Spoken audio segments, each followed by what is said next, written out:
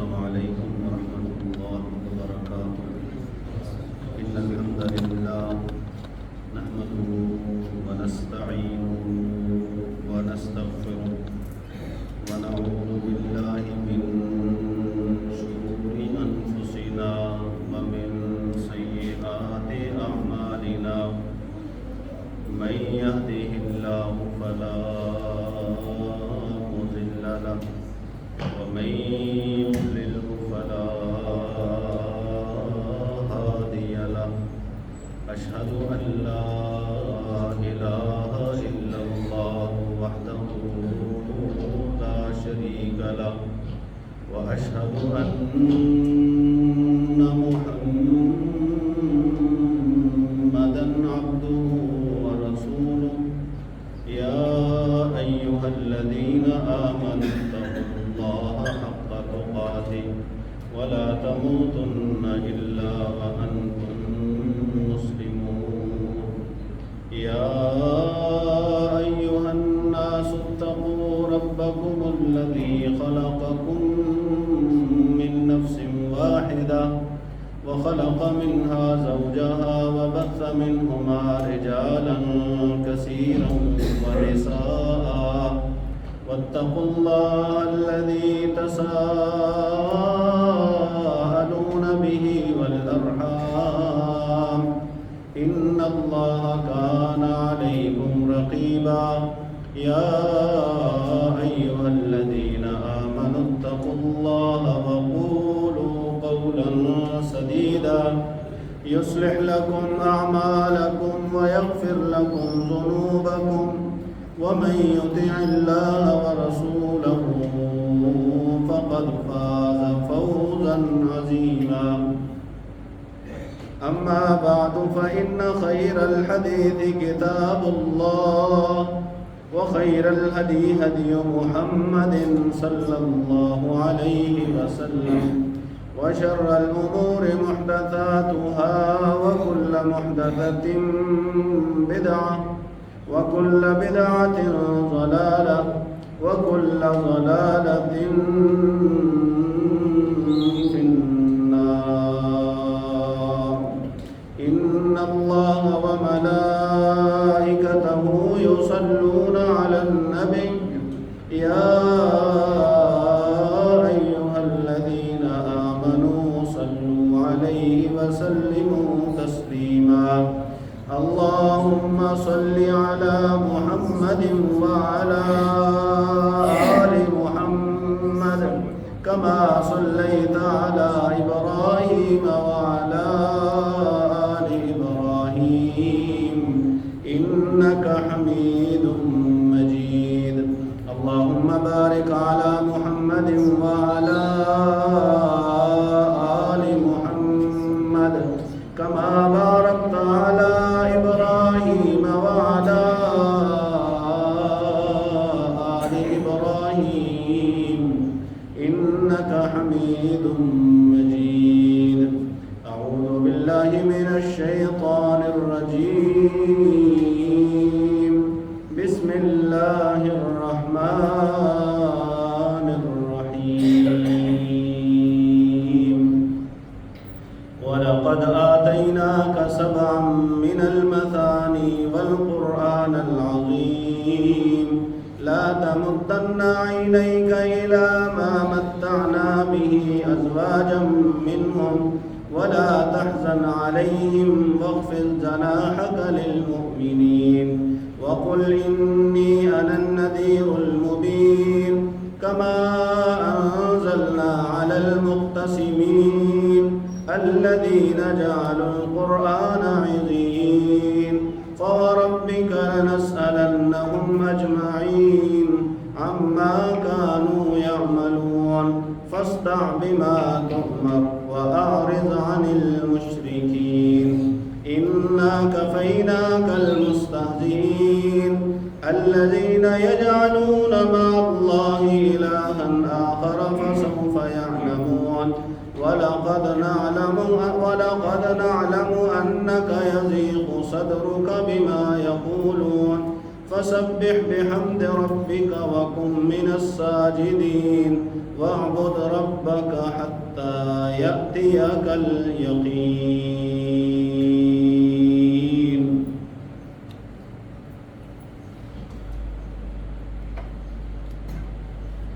جیسے ہر مومن اور مسلمان وہ نیکیاں کرنے میں پیش رہا ہے رمضان المبارک میں، بہت سارے ایسے عمل جو بندہ عام دنوں میں کر نہیں سکتا، اس سے ہو نہیں سکتے، وہ عمل بھی رمضان المبارک میں بندہ بڑی روٹین کے ساتھ اور اچھے طریقے سے کر لیتا ہے۔ تو جیسے مومن بندہ نیکیاں کرنے کو ترجیح دیتا ہے، ویسے ہی مومن آدمی نیکیوں کی حفاظت میں بھی پیش رہتا ہے۔ اللہ رب العزت نے قرآن مجید میں ایک مثال بیان فرمائی، وَلَا تَكُونُوا كَالَّتِي نَقَضَتْ غَزْلَهَا مِن بَعْدِ قُوَّةٍ أَنْكَاثًا، کہ اس عورت کی طرح نہ ہو جاؤ جو سارا دن چرخہ چلاتی ہے، سوت کاٹتی ہے، اور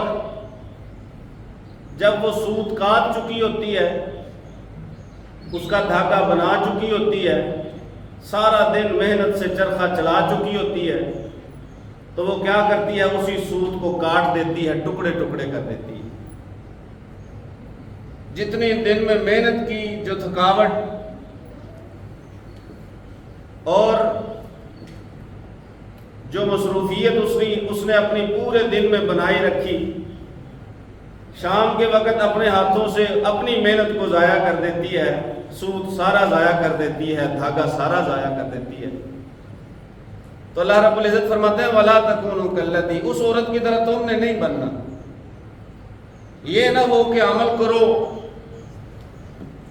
اور پھر عمل کرنے کے بعد، نیکیاں کرنے کے بعد، حسنات سمیٹنے کے بعد، نمازوں، روزوں اور صدقات و خیرات، ذکر و اذکار کی پابندی کرنے کے بعد کوئی ایسے عمل کر لو جن کی وجہ سے نیکی ضائع ہو جائے، جن کی وجہ سے عمل ضائع ہو جائے، جن کی وجہ سے محنت ضائع ہو جائے۔ اللہ رب العزت فرماتے ہیں ایسے لوگوں کی طرح نہ ہو جائے، کیونکہ کچھ عمل ایسے ہیں جو نیکیوں کو برباد کر دیتے ہیں، جو نیکیاں بندے کے پلے نہیں رہنے دیتے۔ وَقَدِمْنَا إِلَى مَا عَمِلُوا مِنْ عَمَلٍ فَجَعَلْنَاهُ هَبَاءً مَنْثُورًا۔ اللہ وحدہ لا شریک فرماتے ہیں کہ قیامت کے دن ہمارے سامنے لوگوں کے کئی قسم کے عمل آئیں گے جو انہوں نے عمل کیے ہوں گے، لیکن ان کے اعمال کو ہم کریں گے کیا؟ فَجَعَلْنَاهُ هَبَاءً مَنْثُورًا، ہم انہیں راکھ کی طرح اڑا دیں گے، ریت کی طرح، غبار کی طرح اڑا دیں گے، ان کا کوئی وزن نہیں ہوگا۔ غبار کا کیا وزن ہوتا ہے؟ جو ہوا میں اڑ جائے اس چیز کا کیا وزن ہوتا ہے؟ فَجَعَلْنَاهُ هَبَاءً مَنْثُورًا، اللہ فرماتے ہیں وہ ایسے گرد و غبار کی طرح ہوں گے۔ سورہ غاشیہ میں اللہ فرماتے ہیں عاملۃ ناصبہ تصلیٰ نارا حامیہ، بہت سے لوگ ایسے ہوں گے جنہوں نے عمل اتنے کیے کہ ان اعمال نے انہیں تھکا دیا ہوگا۔ عاملۃ ناصبہ، لوگ آئیں گے عمل دنیا میں ایسے کر کے کہ انہیں ان اعمال نے تھکا دیا ہوگا، تصلیٰ نارا حامیہ، لیکن وہ عمل انہیں جہنم کی آگ سے بچا نہیں سکیں گے۔ افحسب الذین کفروا ان یتخذوا من دونی اولیاء، ان یتخذوا عبادی من دونی اولیاء انا اعتدنا جہنم للکافرین نزلا قل هل ننبئکم بالاخسرین اعمالا الذین ضل سعیهم فی الحیاۃ الدنیا وهم یحسبون انهم یحسنون صنعا اولئک الذین کفروا بآیات ربهم ولقائه فحبطت اعمالهم فلا نقیم لهم یوم القیامة وزنا۔ اللہ رب العزت فرماتے ہیں ہم تمہیں بتائیں کہ ایسے لوگ جنہوں نے کام بھی بڑا کیا، کام کرنے کے باوجود سب سے زیادہ خسارے میں چلے گئے، وہ کہ ساری محنت دنیا میں ضائع کر دی اور سمجھتے رہے کہ اچھے عمل کرتے رہے ہیں۔ اللہ فرماتے ہیں یہ ایسے لوگ ہیں جن کا بدلہ جہنم ہے، اس میں ہمیشہ رہیں گے۔ فَلَا نُقِيمُ لَهُمْ يَوْمَ الْقِيَامَةِ وَزْنًا، قیامت کے دن ان کے اعمال کا کوئی وزن نہیں ہوگا، کوئی وزن نہیں ہوگا، ان کے اعمال کو اڑا دیا جائے گا۔ سورہ حجرات میں اللہ فرماتے ہیں ان تحبط اعمالکم وانتم لا تشعرون، دیکھو ایسے کام نہ کرنا کہ تمہیں پتہ بھی نہ چلے اور عمل سارے ضائع ہو جائیں۔ سورہ محمد میں اللہ فرماتے ہیں ذالک بانہم کرہوا ما انزل اللہ فاحبط اعمالہم، کافروں کو سزا اس لیے دی گئی ہے، انہیں جہنم میں ڈالا اس لیے گیا ہے کہ وہ اللہ رب العزت کی شریعت کو ناپسند کرتے تھے۔ اللہ کی شریعت کو ناپسند کرنا، اللہ کے احکامات کو ناپسند کرنا، اللہ رب العزت کی اتاری گئی آیتوں کو، اس کے رسولوں کے ارشاد کیے گئے فرامین کو ناپسند سمجھنا، یہ عمل ضائع کرنے کا سب سے بڑا سبب ہے۔ ذالک بانہم کرہوا ما انزل اللہ فاحبط اعمالہم، اللہ رب العزت نے صرف اس وجہ سے ان کے عمل ضائع کر دیے کہ انہوں نے اللہ کی شریعت کو ناپسند کیا، احکام شریعت کو ناپسند کیا۔ احکام شریعت کی ناپسندیدگی یہ اعمال کے ضائع کرنے کا بڑا سبب ہے۔ اللہ رب العزت ایسے لوگوں کے عمل کو کوئی وزن نہیں دے گا جو عمل تو کرتے رہے لیکن شریعت کے بعض احکامات وہ انہیں ناپسند رہے۔ افتؤمنون ببعض الکتاب وتکفرون ببعض، اللہ نے یہود کے بارے میں فرمایا کہ اللہ کی اتاری گئی کچھ آیتوں کو مان لیا، کچھ کو چھوڑ دیا، احکامات الہیہ میں سے کچھ کو عمل میں لے آئے، کچھ کی پرواہ ہی نہیں کی۔ یہ یہودیوں کا طرز عمل ہے، یہ یہودیوں کا طریقہ ہے، مسلمانوں کا طریقہ یہ نہیں ہے۔ مسلمانوں کا طریقہ یہ ہے کہ اللہ جو تو نے اتارا ہے، جو نبی تو نے بھیجے ہیں، سب پہ ہمارا ایمان ہے، کچھ کو مان لیا، کچھ کو چھوڑ دیا، جو اچھا لگا اسے اپنا لیا اور جو مشکل لگا اسے ناپسند کیا۔ اللہ رب العزت فرماتے ہیں اولئک ما کان لہم، یہ لوگ جو ہیں ان کی سزا کیا ہے؟ ان کی سزا دنیا میں رسوائی ہے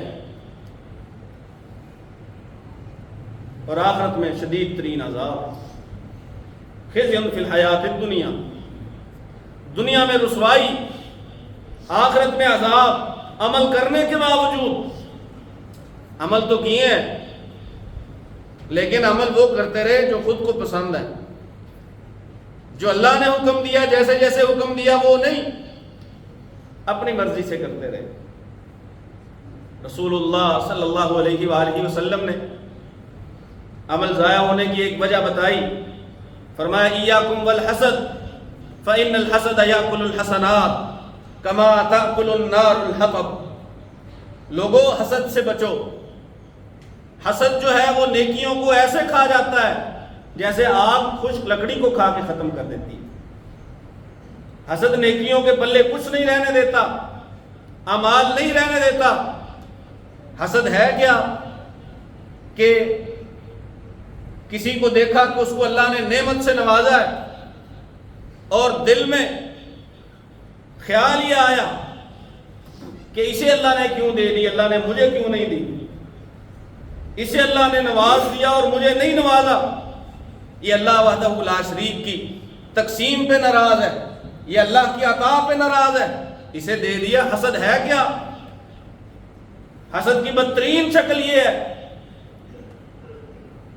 کہ اس سے چھن جائے اور میرے پاس آ جائے، یہ حسد کی بدترین شکل ہے۔ ویسے حسد کیا ہے کہ بندہ کسی کو نعمتوں میں مگن دیکھ کے یہ کہے کہ اسے مل گئی ہے مجھے نہیں ملی، کہ وہ اللہ کی تقسیم پہ معترض ہوتا ہے، اعتراض اٹھاتا ہے کہ اسے دیا مجھے نہیں دیا، یہ میرے ساتھ ناانصافی ہے، جبکہ اللہ وحدہ لا شریک فرماتا ہے یہ تو بھئی اللہ کی مرضی ہے، اسے پتہ ہے کتنا کس کو کس وقت دینا ہے، وہ دے دیتا ہے۔ یہ جو میں نے سورہ ہجر کی آیتیں پڑھی ہیں، ان میں اللہ وحدہ لا شریک فرماتا ہے، یہ سورہ ہجر کی بالکل آخری آیتیں ہیں۔ اللہ رب العزت فرماتے ہیں رسول اللہ صلی اللہ علیہ وآلہ وسلم کو، وَلَقَدْ آتَيْنَاكَ سَبْعًا مِّنَ الْمَثَانِي وَالْقُرْآنِ الْعَظِيمِ، کہ ہم نے آپ کو دی ہے 7 بار بار پڑھی جانے والی اور قرآن عظیم۔ حضرت ابو سعید بن معلّہ رضی اللہ تعالی عنہ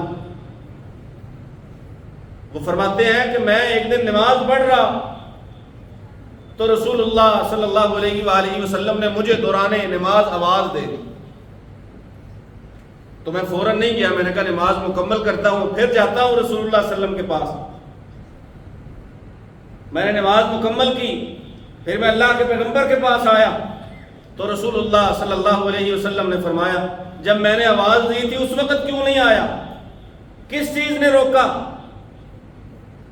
کہتے ہیں میں نے کہا اللہ کے پیغمبر، میں نے کہا میں نماز مکمل کر لوں اور پھر جو ہے وہ آپ کی خدمت میں حاضری دوں، تو رسول اللہ صلی اللہ علیہ وسلم نے فرمایا کہ اللہ کے قرآن کا یہ فرمان پڑھا نہیں ہے، یا ایھا الذین آمنوا استجیبوا للہ وللرسول اذا دعاکم، اے ایمان والو جب اللہ اور اس کا رسول تمہیں بلائیں تو اسی وقت فوراً ان کی آواز پہ لبیک کہو، فوراً ان کی بات مانو۔ اللہ کی آواز آئی، رسول اللہ صلی اللہ علیہ وسلم کی آواز آئی، اللہ نے بلایا، رسول اللہ نے بلایا، جس طرف اللہ نے کہہ دیا کہ آؤ، اب کر کے آ رہے ہیں، نماز پڑھ رہے ہیں، نماز پڑھ رہے ہیں۔ رسول اللہ صلی اللہ علیہ وسلم نے فرمایا اگر اللہ کا رسول بلا لے تو نماز جاری رکھنے کی اجازت نہیں ہے۔ علماء 2 چیزوں کے بارے میں فرماتے ہیں، ایک تو ہے اللہ کے رسول کا بلانا، وہ تو حدیث سے واضح ہے، بندہ نفل نماز پڑھ رہا ہو یا فرض نماز پڑھ رہا ہو اس کے لیے ضروری ہے نماز وہیں پہ ختم کرے اور جا کے اللہ کے رسول کی بات سنے۔ اور والدین کے حکم کے بارے میں علماء نے لکھا ہے کہ اگر بندہ نفل نماز پڑھ رہا ہے اور والد بلاتا ہے یا والدہ بلاتی ہے تو اس کو لازم ہے اس پہ کہ نفل نماز کو وہیں پہ ختم کر دے، وہیں پہ چھوڑ دے اور جا کے والد اور والدہ کی بات سنے۔ فرض نماز کے بارے میں وہ کہتے ہیں کہ یہ صرف رسول اللہ صلی اللہ علیہ وسلم کے ساتھ خاص ہے، اگر آپ فرض نماز بھی پڑھ رہے ہیں تو اللہ کے رسول کے بلانے پہ جانا پڑے گا۔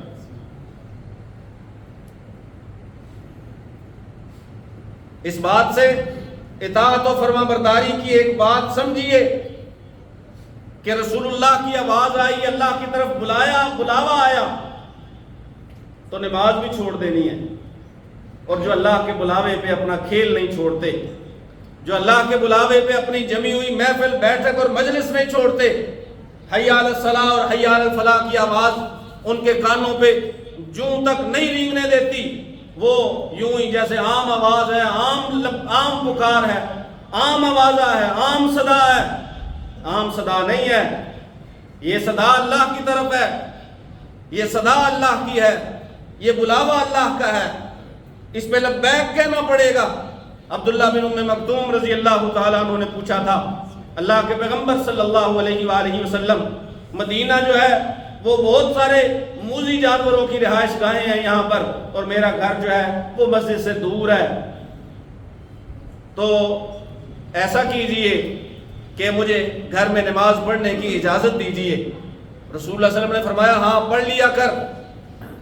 انہوں نے یہ بھی کہا تھا کہ کوئی لانے والا ہے نہیں، وَلَيْسَ لِي قَائِدٌ يَقُودُنِي إِلَى الْمَسْجِدِ، کوئی ہے نہیں جو مسجد میں لے کے آئے۔